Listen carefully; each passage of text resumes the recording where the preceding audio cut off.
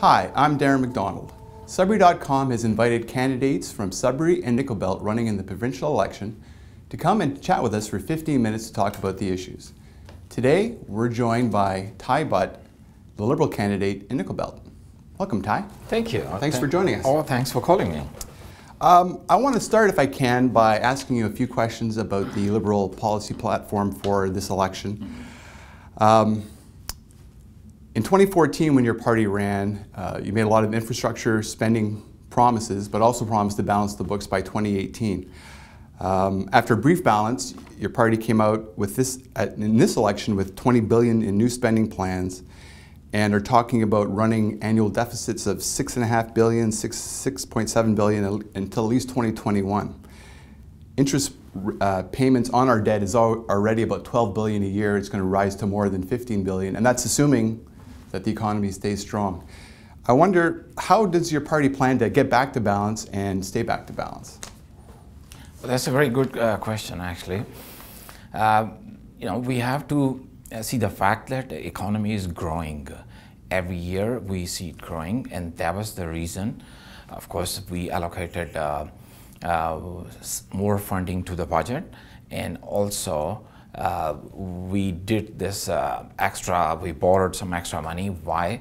Because primarily we believe in care. We believe in those basic services which are very fundamental, very important for our seniors, for our young people. They need tuition. Those families, of course, they need care. Those vulnerable segments of our society, young and seniors, they need prescription drugs. Those are lifesavers. So our infrastructure, that was aging. We needed money to put transportation infrastructure, roads. The people, they've been promised for 4-laning of highway, tons of other things, hospitals.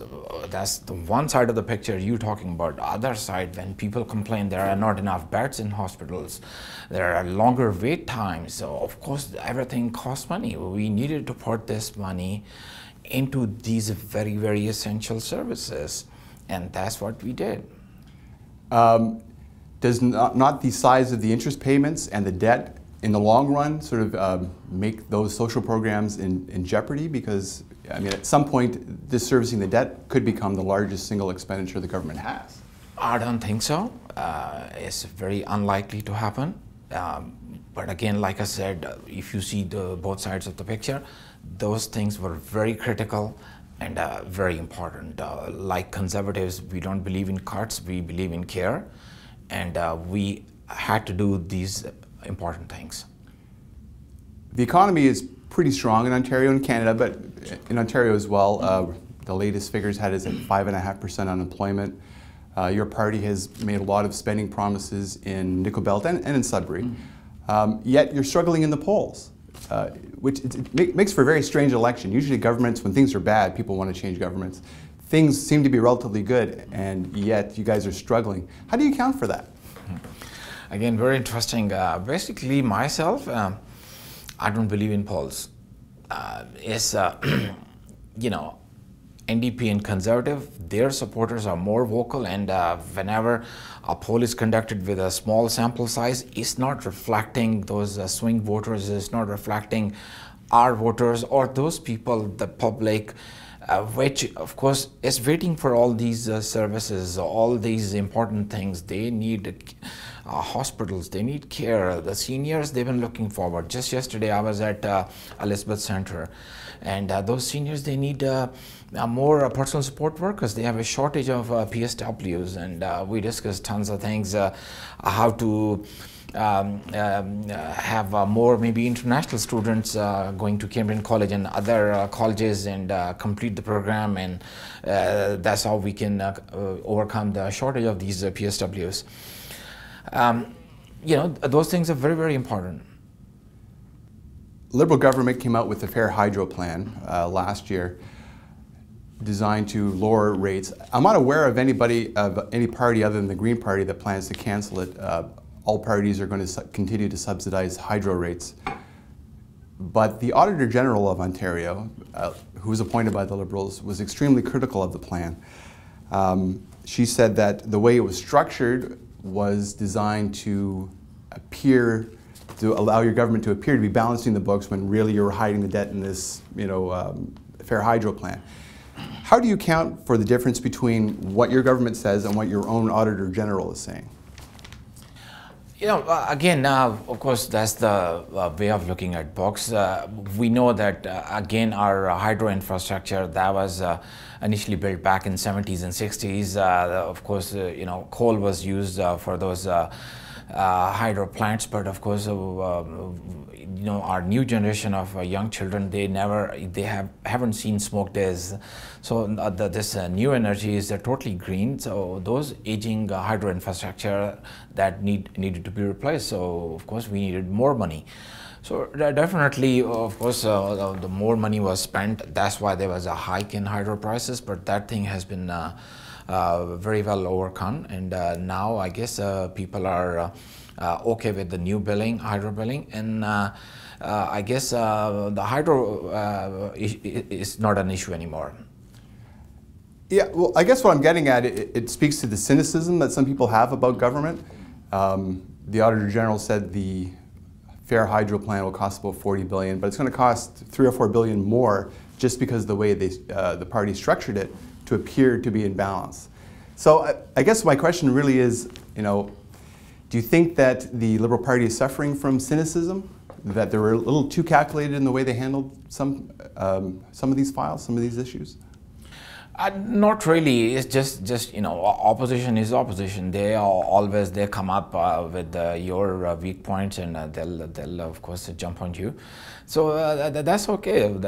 It's their right. So I guess of course they would like conservatives. They would they have promised cuts, so they're going to cut everything. But imagine the Ontario we will have. After all those cuts, less beds, less doctors, less nurses, less teachers, and all those, and how in the world they can balance the books by all those cuts? Same way, of course.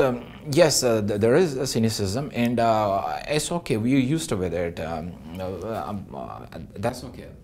Now you've been candidate since October, is that right? Yes. What are you hearing in Nickel Belt when you go door to door? What are the issues? What are people telling you when you show up? Are they yelling at you? Are they just what are their priorities that you're hearing? No, I've been taken very nicely. Of course, there is a Liberal majority in Nickel Belt because Mark Serre, our federal counterpart, he won back in 2015, and I was canvassing with him. So that was the whole point. If we could federally in Nickel Belt, we could win provincially. Because, NDP candidate, she's great. I was talking to her just yesterday. The only problem, NDP, they can only make promises. They can't deliver. And people, once they come to Sudbury, they see all the infrastructure development. They have to rely on Sudbury for hospital, university, and all those basic necessities and big things. Of course, they want that those things are Nickel Belt as well. It's a huge riding, of course. I've been received very well, and of course there are odd NDP supporters there. Of course, conservatives, they don't exist, but it's been very pleasant. In terms of issues, what are they telling you is most important, or what is on their mind?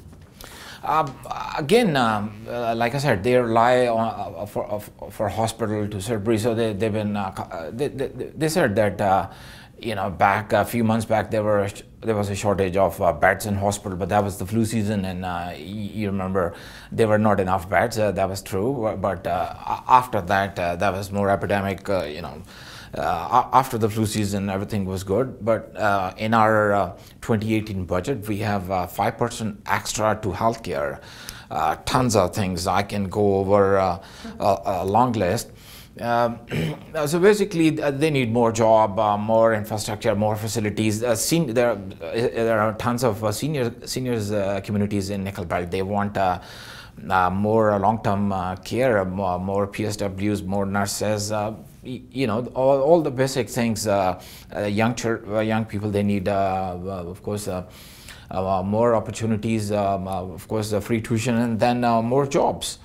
And we are creating certain ventures by which we'll have more jobs. The Ring of Fire is very close. $1 billion has already been allocated. And hopefully, I guess I'm seeing prosperity after Sudbury and Nickel Belt as well. I wonder if you can give me an idea of what made you decide to run. You're running in Nickel Belt.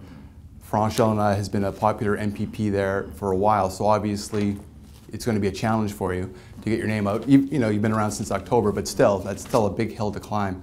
What made you want to take on such a significant challenge? Because I think Nickel Belt is viewed as one of the safer seats for the New Democrats. So you must have known going in it was going to be a tough fight.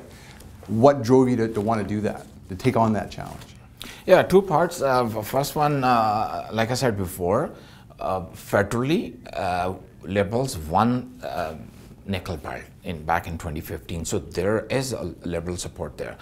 And yes, you're right, France, she has won this riding 3 times. That's okay, but I like challenges, and so coming back, why I wanted to run, I was always inspired by politics. I came to Canada as an immigrant years ago, so I was successful. I had my family here, a wife, she's a nurse. All my children, they went to Laurentian University. I was a successful businessman. So this society, this community has given me a lot. I wanted to pay back. I've been a teacher at Cambridge College. You know, there's so much to be thankful for. So I wanted to pay back to society by some sort of public service, and why not politics is the best you can think of. Again, I identified lots of Liberal support in Nickel Belt, and that was the reason I ran, and I knew I have a chance, because if Max Ray could win publicly by beating Claude Grival, of course, you know, I can beat France as well. That gave you some hope? Oh, for sure. Yeah. I wonder if you could, in the last few minutes we have left, if you could boil down maybe to 1, 2, 3 issues that really are important to you, that are driving you in this campaign. No, basic things. I guess down south, the basic competition is between conservatives and liberals. You see, Doug Ford, all his cuts, so I'm surprised. It's a no-brainer for people.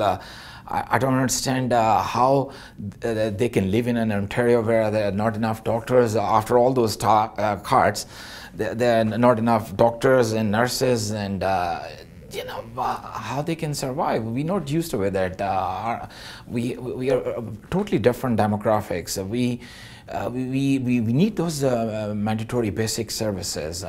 Our seniors, our young people, they're vulnerable, and we want to be one of the societies or advanced country like Denmark, Norway, Sweden, or, you know, all those. They have the similar services like we are trying to offer.